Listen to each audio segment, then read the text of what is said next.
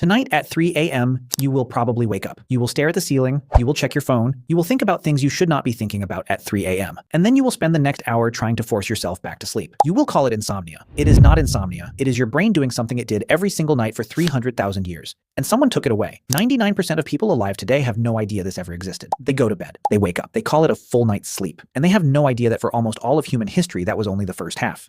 In 2001, a historian at Virginia Tech named Roger E. Kirch was reading a legal document from 1697. A 9-year-old girl named Jane Routh gave testimony about the night her mother disappeared. She said her mother woke after her first sleep and went outside. Her mother was later found dead. Kirch stopped reading. He had never seen that phrase before, first sleep. It was written so casually, as if everyone in the room knew exactly what it meant. He started looking for more. He found them everywhere. Court records, diaries, medical texts, prayer books, literature, references to first sleep and second sleep, going back to Homer's Odyssey in the 8th century BC. After 16 years of research, Kirch had collected over 2,000 references in a dozen languages spanning 3,000 years of human history, and they all described the same thing. Before the 19th century, humans did not sleep the way you sleep.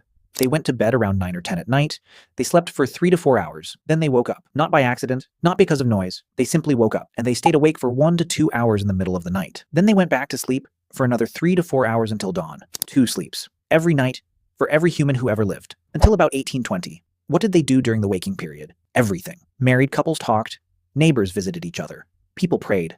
Some wrote in their diaries. Some thought about their dreams while the images were still fresh. Medieval doctors wrote instructions for what to do during this time. They recommended it for digestion, for creativity, for resolving problems that daytime thinking could not solve. Because something specific was happening in the brain during those hours.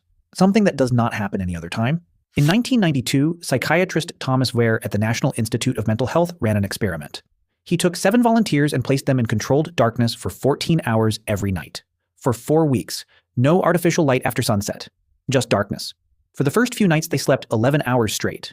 But by the 4th week, something changed. Their sleep reorganized itself, without being told. They began sleeping in 2 separate blocks of 3 to 5 hours each, with a quiet waking period of 1 to 2 hours in between, exactly matching what Kirch had found in the historical record. Exactly matching what humans had done for thousands of years. The brain had not forgotten. It had simply been overridden, and when the artificial light disappeared, it remembered. But that is not the most interesting part of what Ware found. During the waking period between the 2 sleeps, he measured his subjects' hormone levels, and he found something unusual. Prolactin, a hormone associated with deep relaxation and altered states of consciousness, was elevated far above normal waking levels. Ware described it as a state of quiet wakefulness, unlike anything his subjects experienced during the day. Not alert, not anxious, not productive, just deeply, unusually calm. One subject described it as the most peaceful feeling of his life.